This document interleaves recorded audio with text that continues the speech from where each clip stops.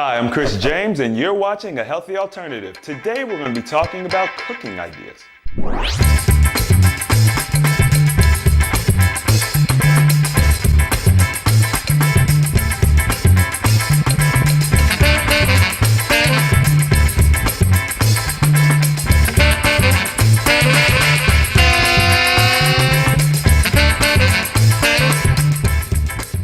Today we're going to be talking about cooking ideas, right? So we're not going to be actually getting in the kitchen or anything like that, but I'm going to go through my process of thinking, how do I come up with different foods to eat? Now, from the start, I'm going to tell you guys, I'm one of those people, I can eat the same 5-6 meals over and over and over again. I just don't require a lot of variety. So a lot of the things I present to you guys as far as different, meals and stuff, pictures I show you guys, yes, it looks the same, and yeah, it looks like a variant of something else, and maybe I tweaked it here and there. So it's not the greatest variety of things. Well, that's just me. I don't require a lot of variety. But for those who do want more variety, and maybe you're not a chef, but you're trying to transition into healthier eating as you're getting off of your fast, or as you just want to take control of your health, here's what I do. All right, number one, the best way of eating, in my opinion, would be alkaline eating, all right? Now, I've got many videos on it. You guys can search through my playlist. Pretty much alkaline foods are just natural foods. That's it, all right? There's a lot of misconception about what alkaline foods are online. And essentially, if it's a hybrid or a GMO, you can pretty much toss it off the table. It's not a natural food because it's man-made, all right? And then obviously you want to stay away from anything that has a lot of harsh chemicals in it. The best thing to do is to grow your own fruits and vegetables, which I'm hoping to get done in the next few years when I find some land. All right, so what I usually like to do is I like to find a nice alkaline channel, a chef online that talks about alkaline foods. And what I'll do is I'll either take ideas from them and maybe tweak them to my liking, or what I do sometimes is I take traditional dishes and I just exchange them for alkaline ingredients. For example, cinnamon would not be considered an alkaline ingredient for most people, all right? And based on the guide that I use, it's not an alkaline ingredient. But what I can use is allspice and cloves. So what I typically do is a blend of allspice and cloves that gives me somewhat of that cinnamon flavor, taste, spice, and I'll just replace cinnamon with that.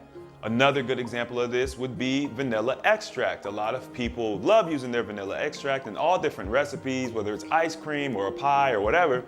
And so what I use is I use almond extract. Now I've used it just on a couple of recipes. I haven't noticed that it's like disgusting or anything like that. It blends right in. And it just adds that, I don't know what that is, kind of, So far, so good. Just play around with things. The other thing that I find to be helpful is to every once in a while, because, we live in a society where all of our fruits and vegetables are all poison. I mean, even the alkaline ones are still poison. Every once in a while, I will allow myself to have some vegetables and fruits that aren't considered alkaline, just to give me that leeway, all right? We don't want to create situations where we're overburdened by our diet and our habits, because honestly, it's not that necessary. Really, your body is designed to process out quite a bit of garbage. The problem is we eat way too much garbage, we breathe too much garbage, we drink too much garbage, and we over-toxify our bodies. So if you're on this path where you're eating healthy, you're drinking healthy, you're doing breathing exercises, maybe you're doing a little exercising, fitness exercising, then guess what? Your body is going to be optimized, all right? And so you can take in some toxins. You know what I mean? Our bodies are very, very powerful machines. One of the other things that I've been telling you guys about lately is the gallbladder flush. The gallbladder and liver flush is perfect because what you're doing is you're taking your main organ, your mother organ, that pretty much processes out all of the toxins and also helps you to digest and distribute nutrients, right? Because your liver is what's going to separate the bad stuff from the good stuff. So when that is functioning properly, you're going to be healthier. You don't have to stick to super strict diets. I've told you guys before, I usually do a 80-20 diet where I eat 80% alkaline and then 20% of the time I do eat kind of whatever. Now I've cut out meat completely, and you guys will see pictures I might post on the Facebook group or on Instagram of me eating vegan foods, traditional vegan foods.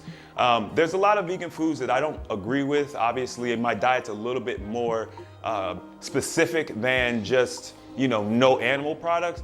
But with that being said, I tell people all the time, vegan food is kind of like my McDonald's. It's like my version of McDonald's. Anyway, I hope this little tip was helpful for you guys. If you have any follow-up questions, hey, make sure to hit me up on the Facebook group. You can ask questions. Hey, and if you do go on the Facebook group, use the search bar at the top where you could just type in food ideas or alkaline foods or something like that, and it will populate a list of posts where we've talked about this stuff. We've got a lot of information on there, so utilize that. All right, so I hope you guys enjoyed that video. If you did, don't forget to hit the thumbs up. And if you want to see more videos like this, don't forget to subscribe. And as always, the application of knowledge is power, and I will see you guys next time.